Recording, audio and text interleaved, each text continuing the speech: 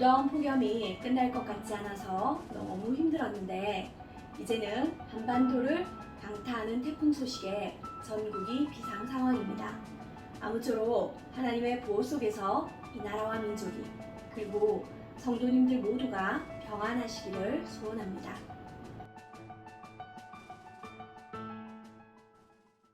현재 우리가 묵상하고 있는 예레미야서는 전체 52장으로 이루어져 있고 그 중에서 이번 8월 26일까지 우리는 예레미야 25장까지 묵상하게 되는데요. 예레미야서의 전반부인 1장에서 45장까지의 내용 중에서 예레미야를 선지자로 부르시는 1장과 유다의 심판에 관해 선언하는 예레미야의 13번의 설교가 2장부터 25장까지 있는데 우리는 그 내용을 살피게 됩니다. 하나님께서는 예레미야를 통해 남유다의 죄가 실수가 아니라 고의적인 죄라고 지적하십니다. 하나님과 맺은 언약 관계를 결혼 관계에 비유하시면서 육체적 음란을 쫓는 가나안의 종교적 행위를 따름을 통해서 남편인 여호와 하나님을 버리고 영적 음란을 저질렀음을 지적하셨습니다. 그들이 하나님과 맺은 언약을 고의적으로 깨뜨렸다는 것입니다. 신랑 되신 하나님을 저버린 유다를 향해서 슬퍼하는 하나님의 마음을 예레미야가 대변하며 죄의 길에서 돌이키지 않으면 심판이 있을 것이라고 빨리 회개하라고 목소리 높여 부르짖는 내용이 첫 번째, 두 번째 설교였습니다. 그런데 이 첫 번째, 두 번째 설교의 내용과 이후 세 번째 설교의 내용부터는 그 내용이 좀 비슷하지만 확연히 나뉘는 부분이 있습니다. 첫 번째, 두 번째 설교는 남유다가 죄에서 돌이켜서 하나님께로 돌아오기만 한다면 용서해 주시겠다는 하나님의 용서의 여지가 남아 있었습니다. 하지만 세 번째 설교부터는 아무리 말해도 돌이키지 않는 남유다에게 심판이 확정되었음을 선언하시는데요. 왜 이들이 끔찍한 심판을 받을 수밖에 없는가에 대한 이유를 말씀하십니다. 여호와 하나님만을 예배해야 하는 남유다가 하늘 여왕의 형상을 집에 두고 섬긴 죄, 하나님과 맺은 언약을 어긴 죄, 지도자들의 교만으로 나라가 부패할 대로 부패해버린 죄, 그리고 그로 인한 심판의 결과로 심각한 기근을 맞이할 것에 대한 내용이 세 번째부터 여섯 번째 설교의 내용입니다. 그리고 결혼해서 자녀를 낳고 잔칫집에 가서 즐거워하고 또 초상집에 가서는 눈물 흘리는 인간사의 가장 기본적이고 평범한 일상이 사라져버릴 만큼 예루살렘과 유다의 모든 성읍이 초토화될 것이라고 예루살렘의 심판 상황을 선언하시는데요. 선지자 예레미야가 직접 이 세 가지를 금지당하는 것을 통해 유다 사람들에게 하나님은 그 메시지를 선포하게 하셨습니다. 오늘 성경의 숲과나무 예레미야 세 번째 시간에서는 8번째 설교부터 13번째 설교 부분을 살펴보려고 합니다. 예레미야는 8번째 설교에서 남유다의 끔찍한 죄를 지적합니다. 8번째 설교에서 하나님으로부터 심판을 선언받은 죄는 안식일을 거룩하게 지키지 않은 것입니다. 사실 안식일 준수는 우상 숭배나 지도자들의 부패, 또 살인이나 유아를 희생해서 제물로 바치는 것과 비교할 때 그리 큰 죄로 여겨지지는 않습니다. 성문으로 짐을 좀 실어 나르는 게 뭐 그리 대단한 일인가 우리는 생각할 수 있습니다. 그러나 안식일은 이스라엘을 여호와 하나님의 백성으로 규정짓는 징표였습니다. 안식일은 창조 때 정해졌고 10계명의 네 번째 계명으로 지정되었으며 안식일을 가볍게 여긴다는 것은 하나님과 그분의 권위에 대한 심각한 도전의 지표입니다. 그리고 성문으로 짐을 실어 나른다는 것은 상인들과 농사짓는 사람들에 의해서 물품이 거래되었음을 말하는 것이죠. 상거래가 이루어졌던 겁니다. 모든 노동을 그치고 하나님 안에서 쉼을 누려야 되는 시간에 상거래를 통해서 자신의 입속을 불리기에 바쁜 남유다를 향해서 하나님께서는 성문에 불을 놓아 예루살렘 궁전을 삼키게 하리니 불이 꺼지지 아니하리라 라고 심판을 선언하십니다. 9번째 설교는 하나님께서 토기장이의 집에 예레미야를 방문하게 하심으로 하나님의 주권적 통치를 선포하게 하시는데요. 진흙으로 어떤 그릇을 만들지, 그리고 만들어진 그 그릇, 토기가 마음에 들지 않으면 그걸 깨뜨려 버릴지 말지를 결정하는 것이 토기장의 결정이라는 것을 보여주시면서 남유다는 하나님에게 있어서 토기장이 손에 있는 진흙이고 언제든 깨뜨려질 수 있는 토기라는 것을 분명히 하시는데요. 그만큼 남유다는 하나님의 주권적 통치를 이해하지 못하고 하나님의 뜻을 따르려 하지 않고 있었습니다. 그래서 흰놈의 골짜기로 가서 토기를 깨뜨림으로 유다 백성과 예루살렘 성이 완전히 깨뜨려지는 심판을 겪게 될 것을 보여주시는데요.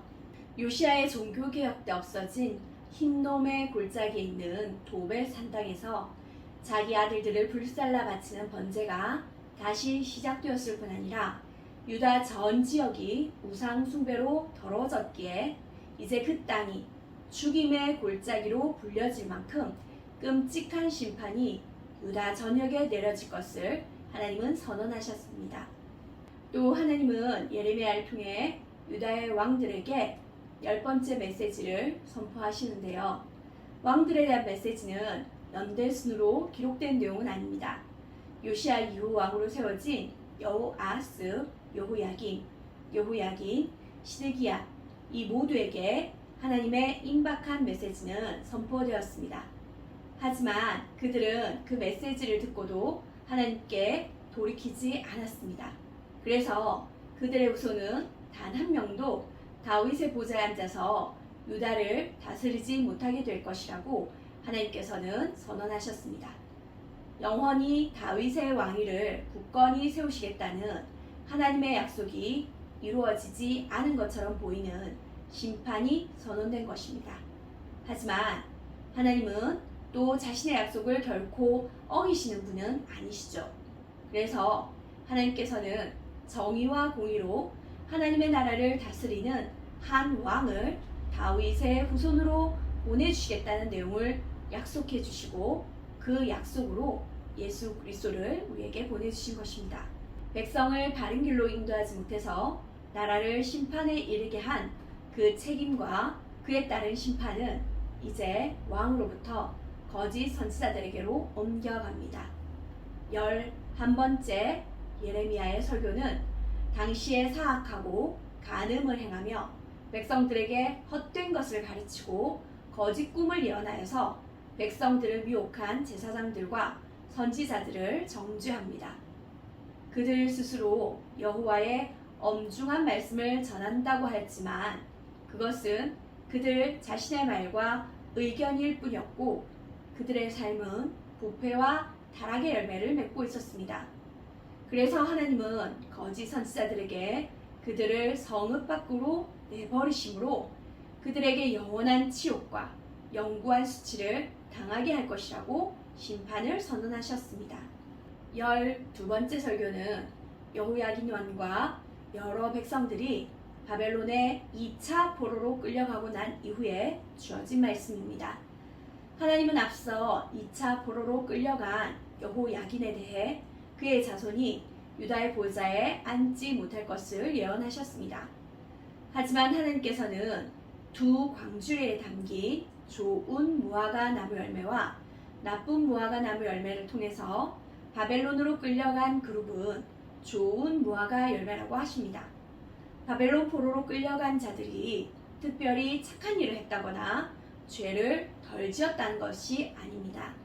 그들이 바벨론 포로라고 하는 고난의 시간을 통과하면서 다시 하나님을 아는 백성이 될 것이기에 그들을 좋은 무화과 나무라고 말씀하시고 유다에 남겨진 이들은 2차 포로가 생겨난 이후에도 하나님께로 돌이키지 않고 있기 때문에 그들을 나쁜 무화과 열매라고 말씀하시면서 심판을 당하게 될 것을 말씀하신 것입니다. 그리고 유다에 관한 13번의 심판 설교 중에서 마지막 13번째 설교는 바벨론 포로로 끌려간 이들이 70년간 포로 생활을 하게 될 것을 말씀하셨습니다.